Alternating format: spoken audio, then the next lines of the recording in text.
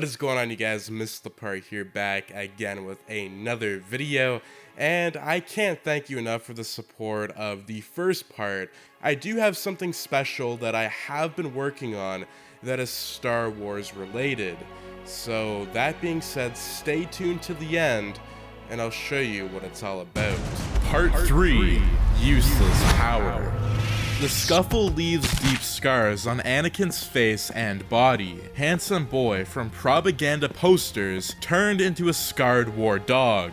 Vader becomes Emperor, but is unhappy. His teacher and best friend is dead. Everyone who ever played the role of mentor in his life is dead. His wife is dead, and the children grew up in other people's families and considered other people as their parents, while Vader is forced to deal with Tarkin and his army. This goes on for another 8 years or so. But Vader does not care about the daily management affairs. He lacks cunning and political savvy to keep the entire galaxy in a firm fist. And gradually, the rebellious star systems, one by one, begin to slip out of the Imperial grip. New separatists appear calling themselves the New Republic. The movement to freedom is led by Alderaan, ruled by Viceroy Bail Organa and his young daughter Leia. Vader does not really want to oppose his daughter's adoptive father, but this only further turns the Imperial elite against him. But while he is busy with some business, only he knows the management of the Empire completely passes into the hands of Tarkin. The ambitious Grand Moff Tarkin does not even consider it necessary to keep the absence of the Emperor informed about his affairs, and Vader only learns, his hindsight, that after the death of Palpatine, no one thought to interrupt the construction of the Death Star, and now the battle station is complete, operational, and fully ready to use. Vader breaks into Tarkin's office aboard the Death Star and ordered the Grand Moff Tarkin to close the project and to destroy the station. Tarkin merely laughs and returns that no one will abandon the perfect weapon that he's already been put into operation, and promises to get rid of all the enemies of the Empire in a matter of days. Vader strangles him with the Force, reminds him that he still is the ruler, and leaves the office. Tarkin follows him with a devastating gaze. He waits for Vader to return to his castle. In the middle of Mustafar's lava fields, the Death Star exits hyperspace in orbit around Mustafar and blows up the planet. The Emperor is dead. Long live the new Emperor. Tarkin proclaims himself the ruler, accusing the New Republic of killing Vader, and declares war on it. However, Vader did not die. Shortly before the explosion of Mustafar, he secretly, without warning even the closest servants, leaves the volcanic world and flies to Tatooine, where he watches Luke from afar. Returning to Mustafar and discovering the wreckage of the planet, hearing Tarkin's speech on the HoloNet, Vader decides that he does not regret losing his position. On the contrary, fate gave him an excellent chance to start life anew. He turns the ship and flies away in an unknown direction. Tarkin's war against the New Republic ends quickly and brutally.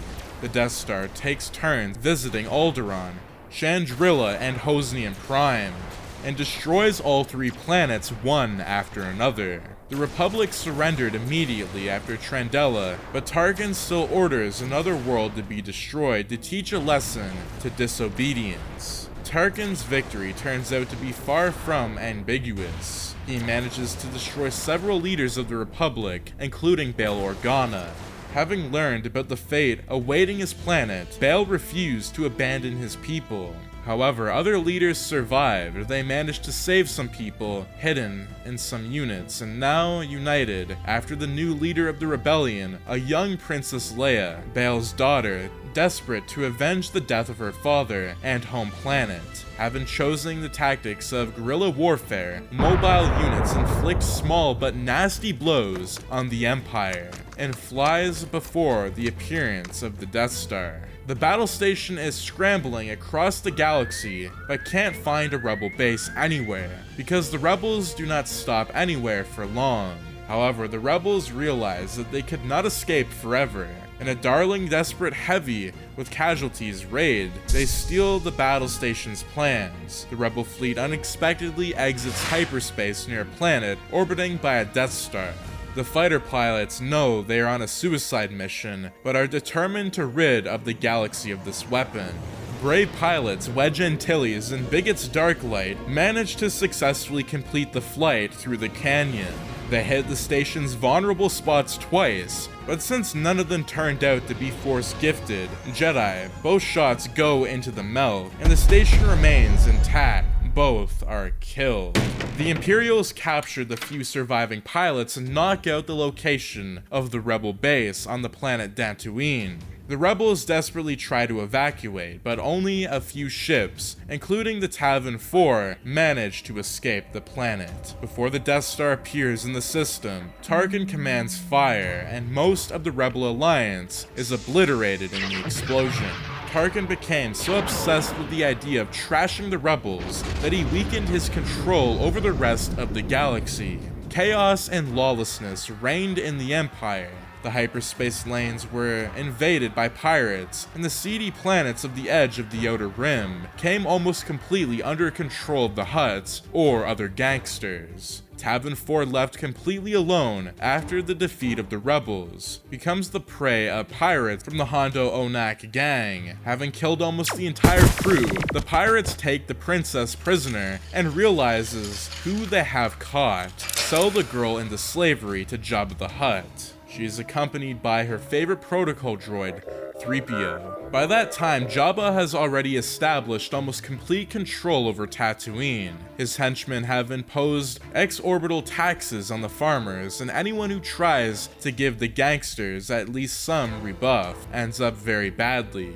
During another harvest raid, the bandits kill Owen and Beru and take their son Luke Lars and his old astromech unit prisoners. Jabba contacts Tarkin and offers to buy Leia from him. Tarkin agrees. Two droids meet in the dungeons of Jabba's palace. R2 happily greets his old friend, but 3PO has no idea who is in front of him and begins to prove that he would never in his life hang around with some astro droids. On that day of the arrival, the important guests, Jabba arranges a lavish banquet. One of the guests at the reception is a young smuggler, Han Solo. Jabba reminds Han that he owes the Hutts money after dropping a costly cargo, and hints that if Han does not pay his debts soon, Jabba will send bounty hunters on his trail. The Corellian panics as he has no savings or a job. Han with his partner, the Wookiee Chewbacca, decide to stay at the party and try to be hired by someone important and wealthy.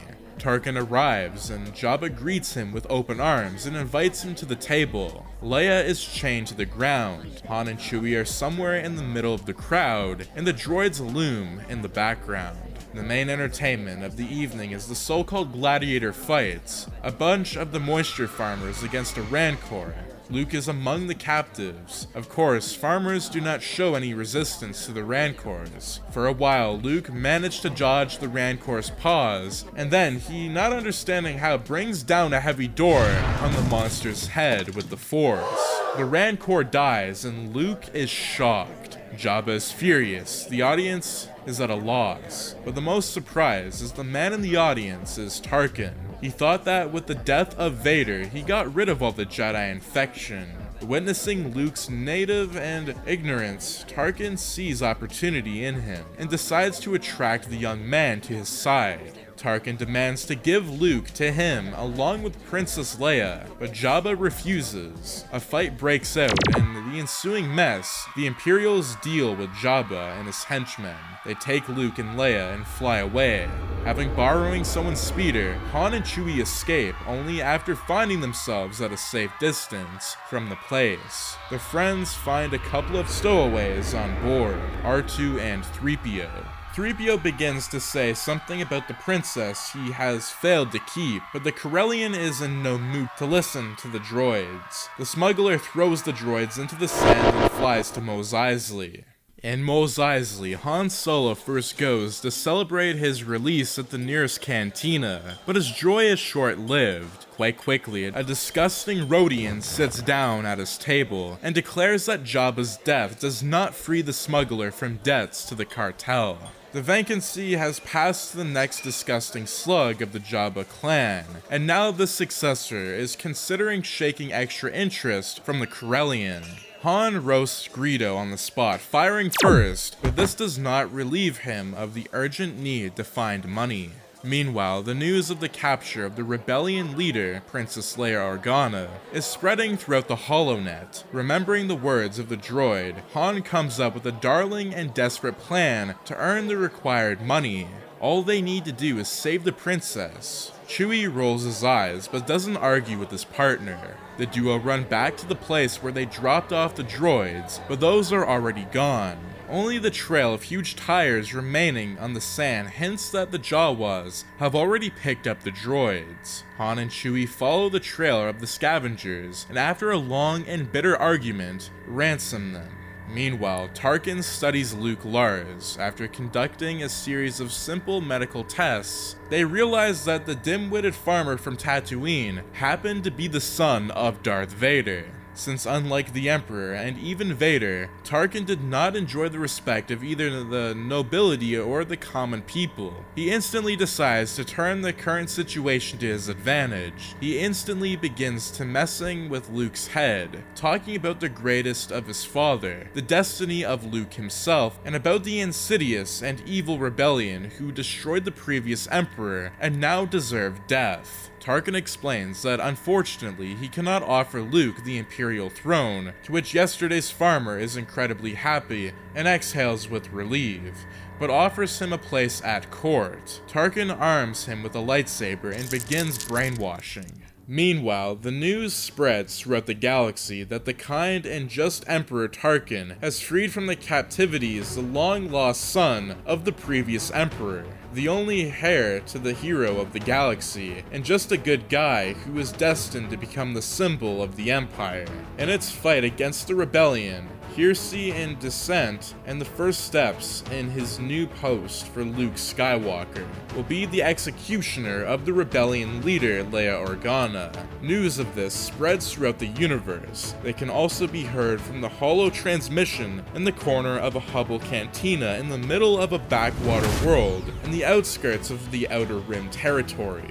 True, the inhabitants of the cantina are for the news. Right now, they are all at gunpoint by a gang of extremely ill-mannered and cruel raiders. Suddenly, there is a noise of opening doors, and another visitor enters the bar. Instantly glancing around and assessing the situation, he peacefully invites the raiders to lay down their guns and leave empty-handed, but alive. The raiders laugh and point their weapons at him. Wrong decision. Vader grins and rushes into battle.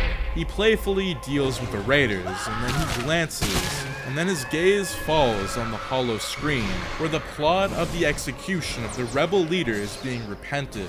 Anakin eagerly listens to every word, and then he asks the bartender what day it is. He promised his wife that he could protect their children, even from himself, and he had failed her again. No, he will not allow it. Without another word, Vader runs out of the cantina. After freeing the droids, Han Solo devises a cunning plan to infiltrate the Death Star. Han retells the details of the plan to Lando. A longtime friend gives the Corellian a suspicious look. "How long have you gone crazy?" Lando asks. "This plan is sheer madness, but money would not hurt me now. I am practically ruined." Lando helps his buddy sneak aboard the Imperial Corvette and obtains valid codes for accessing the Death Star hangars. The operation takes place practically without casualties. Well, who counts a couple of dozen killed stormtroopers and several downed TIE fighters before lifting the Corvette's ramp and going to rescue the princess. Han turns to face Lando Calrissian standing below. "Take care of my bird before I return," Solo asks. "I will return." "I will," Lando promises. "Good luck." And then, when the ramp rises and no one can hear it anymore, he adds, "And may the Force be with you." Meanwhile, the last surviving rebels realize that Leia's execution will put an end to the rebellion. Having gathered all possible forces, they prepare for an attack on the Death Star. An Imperial Corvette with Han and Chewie on board easily pass into one of the hangars of the Death Star. The codes Lando gave them turned out to be working. Han turns to his partner and says mockingly, "See what I did there? Lando is a good pal. You can trust him." Chewbacca snorts, laughing. Sweating? I'm not sweating all. Well, maybe just a little, but not at all, because I was nervous. It is just too hot in the cockpit. I asked you to sort out the coordinates of the air control system, okay? Let's go. We still need to save the princess. After some time, the ramp of the Corvette descends, and two people descend on it, an Imperial officer and a captive Wookiee who bowed his head dejectedly. His paws are handcuffed. A platoon of stormtroopers is already waiting for them at the gangway. As soon as a couple go down to the deck, the stormtroopers surround them and throw up their rifles. "Freeze," the officer commands. "What nonsense are you up to?" Han is surprised. "I am an Imperial officer and I have caught a dangerous rebel and I am leading him to the cell." The officer steps forward and punches Han in the face with a swing. "Not a word, rebel scum, and don't you dare disgrace the Imperial officer uniform." Slowly and silently, the gates open to the hangar. Han looks up and swears dirty in 5 languages in a near hangar in the Millennium Falcon. Lando Calrissian emerges from the gate, accompanied by several stormtroopers. "I see you took good care of my bird," Han says with hatred in his voice. Lando throws up his hands as he steps closer. "Sorry, Han, but I had no choice. These guys showed up before you had pressed me seriously. They threatened to shut down my business. I had no choice. I had to hand over both you as violent revolutionaries." "Yes, buddy, of course, I understand," agrees, getting to his feet and going up, by all appearances, a former friend. "No hard feelings, you just didn't have a choice." And with that, Han punches Lando in the face with all of his might. Calrissian collapses, but that's all. The Corellian manages to notice. A warning shout, and then a mad blow hits the back of his head. Darkness falls. Han turns off. Han and Chewie end up in a prison block and end up in the same cell with Leia. Soon Lando, betrayed by the Imperials, finds himself in the same cell. Thanks to a couple of droids which no one paid attention to, they managed to get out of the cell, and thanks to the turmoil that had begun due to the attacks of the rebel fleet, they managed to go unnoticed, almost to the hangar with the Falcon. However, the doors to the hangar is blocked by Luke and a squad of stormtroopers. Tarkin appears nearby and calls Leia almost the direct culprit in the death of Luke's father. Luke is already preparing to shoot Leia when suddenly the hangar doors burst open, and from there appears Anakin Skywalker, dressed in a Jedi outfit for the first time in 20 years. "Do not dare touch my children," he spits out and rushes into battle. Anakin Skywalker fights like a Jedi. There is no place for fear or anger in his heart, only love and pride for his children. Love gives him strength, and Anakin fights selflessly. He fights better than when he fought Dooku, Obi-Wan, or Palpatine. Hordes of stormtroopers are not a problem for him. Soon the entire deck remains littered with corpses, and in the midst of the carnage rises a wounded, tired, and utterly devastated but happy Anakin Skywalker. However, Tarkin is not going to admit defeat. Pointing to Luke's lightsaber, he promotes him to attack his own father. "This is the Sith Lord, Darth Vader," he shouts. "He wants to destroy the Empire, and it will he who killed your father." Luke rushes into the attack with a scream, but Anakin easily deflects each blow. "Tarkin is lying to you," Anakin says. "He opened my eyes," yells Luke. "He revealed to me the secrets of my birth. He said who I am. Did he tell you about your father? He said you killed him." "It's not true, Luke. I am your father. Listen to your feelings and you will understand that this is true. Join me, and together we will rid of this galaxy from the oppression of the Sith and Empire, and restore peace and justice. Dad, Tears appear in Luke's eyes. "Son," Anakin breathes, looking fondly at his son. "Family reunion, how touching it is." The forgotten Tarkin spits out and shoots Anakin 3 times in the back. The Jedi does not have time to reflect a single blow and falls to the deck. Red-hot pain pierces all of Anakin's senses. He understands that this is the end, but he is ready for it, ready to reunite with the Force, meet old friends, and answer for all his sins. Luke and Leia rush to Anakin. Anakin turns his head to Leia and smiles. "Leia, you look so much like your mother. Look after your brother, he still has a lot to learn." "Brother?" Leia asks, confused. "Bail didn't tell you." Despite the pain, Anakin cannot hide a smile. "He said that I am your father too." "How many of you are now?" Tarkin exclaims, in anger shifting the blaster from Anakin to Luke and Leia, and back. "And when I get rid of all of you," almost simultaneously, 2 shots are fired. Tarkin stares blankly at the 2 gaping wounds in his chest, and slowly falls onto his side. Luke and Leia exchange glances, and both have blasters smoking in their hands. "Don't you dare touch our father," Luke says. The children rush to Anakin and help him get to his feet. They reach the hangar door, but Anakin refuses to go any further. He knows that this is his end, and that the end is near. But first he wants to take something else with him to the grave. He blesses the children, says that he loves them, and escorts them to the Falcon's trap, from where are already firing back from new hordes of Imperials, Han, Lando, and Chewie. A desperate race begins along the corridors of the station. The direct exit from the hangar is blocking by the protective field. Han is steering the ship, his face contracted, his hands gripping the wheel are white. Luke and Lando make their way into the cockpit, waiting to say something but glancing at the Corellian's face. They silently sit back in the seats. Meanwhile, a desperate battle rages outside the station. The rebel forces are running out, and the threat of complete destruction looms over the survivors. The countdown is coming to an end aboard the Death Star as the station commander is about to give the order to fire the super laser. Admiral Akbar turns to his spaceship bridge crew. "It was an honor for me to serve with you all these years," he says. The officers on the bridge nod slightly. Some have tears in their eyes. At the very last moment, the Falcon bursts out of the giant ventilation shaft, and Anakin makes his way to the reactor and causes a chain reaction. The commanders prepare to shoot Admiral Akbar, and he takes a deep breath and closes his eyes. Explosion. Admiral Akbar opens his eyes, and the Imperial station disappeared amid the fiery fireball, growing in all directions. The crew on the bridge clap their hands, shout ferociously, and hug each other. On board the Millennium Falcon, Luke hugs Leia, Lando hugs Luke, and Chewie slaps Han on the shoulder with his heavy paw.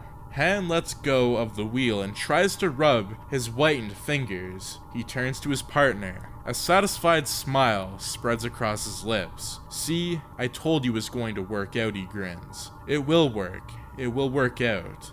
And now, let the real master in the chair. I will show you how to control this bird." Lando intervenes from behind. "Hey, hold your pod racer, buddy." Han stops himself. "I piloted starships when you were walking under the table on foot. It was an amazing appearance misled you. I'm not as young as I seem." Chewbacca rolls his eyes, and 3PO turns to R2-D2.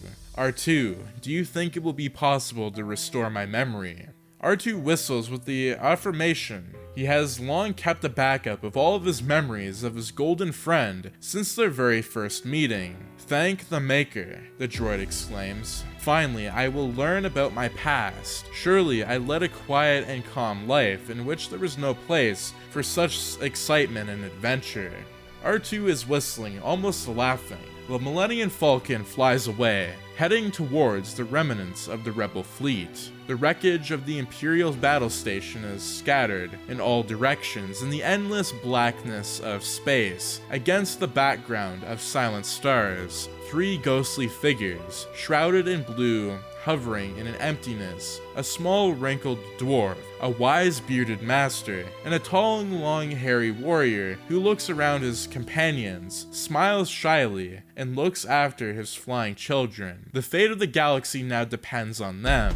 So that is going to be it for What If Anakin Skywalker Had Murdered Obi-Wan Kenobi.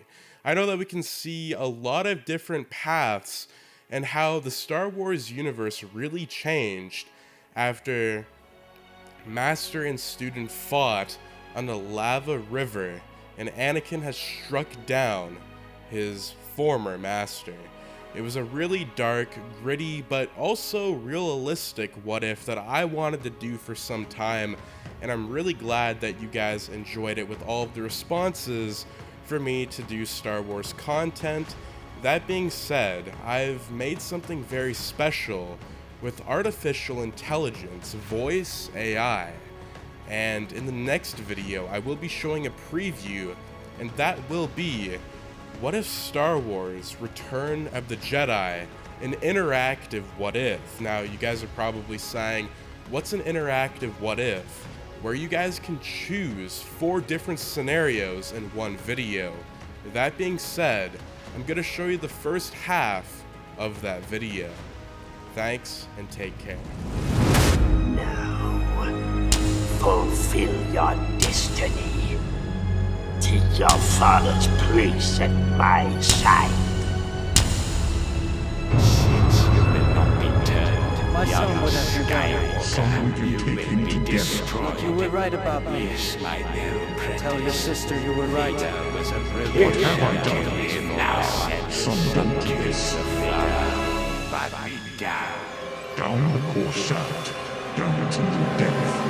I am your master. Darth Vader's master, but not Anakin Skywalker's. Look, you will remove the Jedi. Luke, no, you were on last. Choice C. The Emperor kills Vader and Luke. The hum of lightsabers crossing each other resounded through the throne room of the unfinished Death Star. Darth Vader and Luke Skywalker fought, father and son.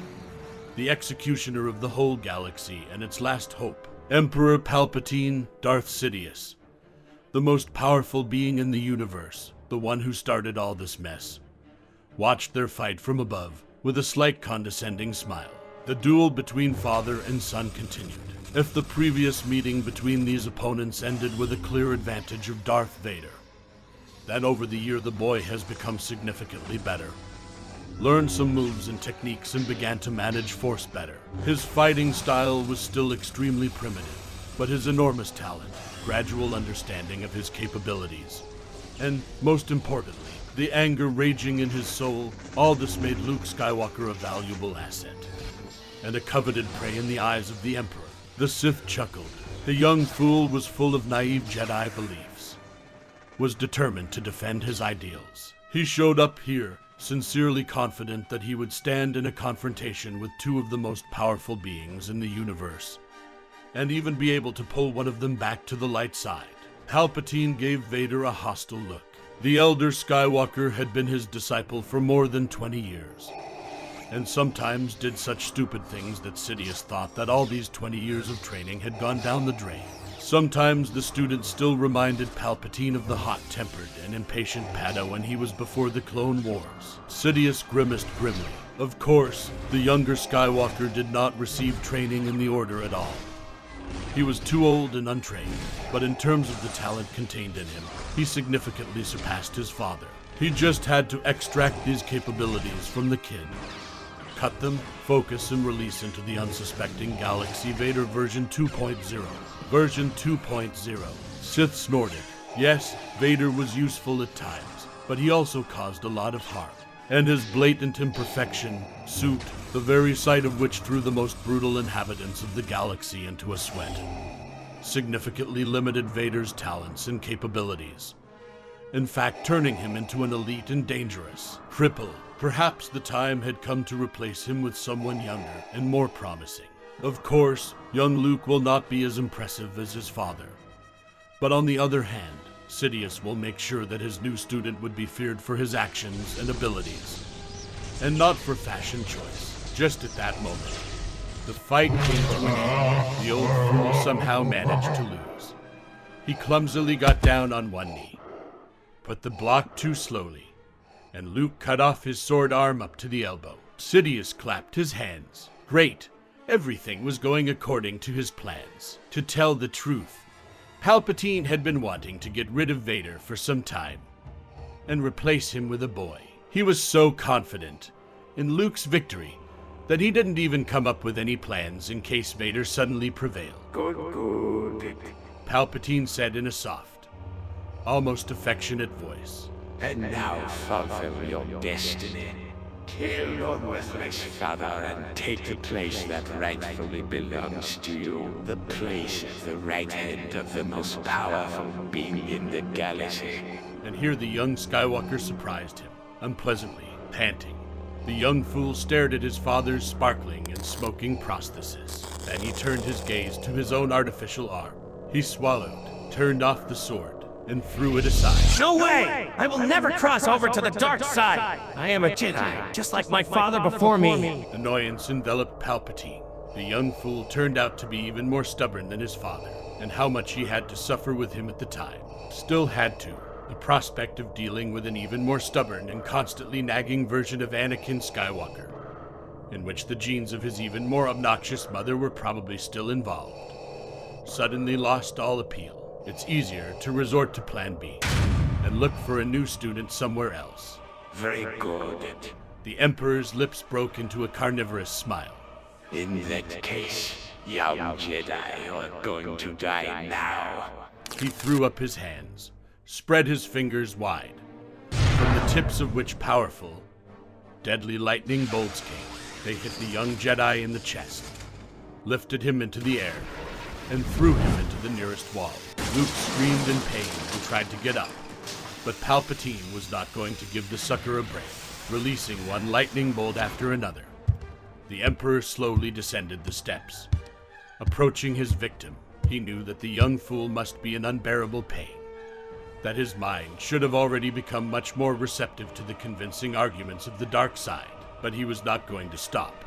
He enjoyed every second of agony, every drop of life that his lightning sucked out of the strong body of the young Jedi. For years, the accumulated hostility to all representatives of the Skywalker family, who repeatedly put sticks in the Emperor's plans, splashed out like